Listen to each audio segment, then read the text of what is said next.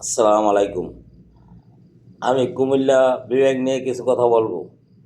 কুমিল্লা বিভাগ ঘোষণা দেওয়ার পর আমরা খুবই গর্বের সাথে জানাচ্ছি আমরা কুমিল্লা বিভাগ পাইছি। এখন নোয়াখালীবাসী ওরা ধর্মঘট ডাক দিয়েছে। তো কুমিল্লাবাসীকে আমি একটা কথাই বলবো যে আমরা 1790 সালে কুমিল্লা নামকরণ করেছে।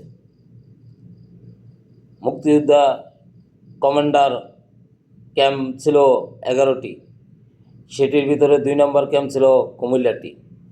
তারপর আরও 2024 সালে ছাত্র আন্দোলনে বিজয় ঘোষণা করেছে কুমিল্লা বিশ্ব রোড থেকে আগে। তা আমরা কুমিল্লা যারা আছি তারা সবাই গর্বিত, আমরা কুমিল্লা শ্রেষ্ঠ বিজয় লাভ করতে পারি।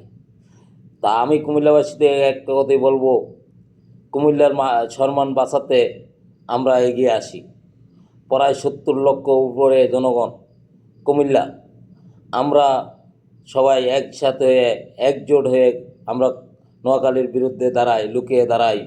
আমরা ধর্মঘট বর্জন করি, আমরা ধর্মঘটের বিরুদ্ধে আমরা মিছিল করি। সমস্ত প্রবাসী বাংলাদেশি কুমিল্লা ভাই বোন সবার উপরে আমার আত্মবিশ্বাস, কুমিল্লা একদিন জয় হবে। এবার কুমিল্লা জয় করবই। আল্লাহ হাফেজ।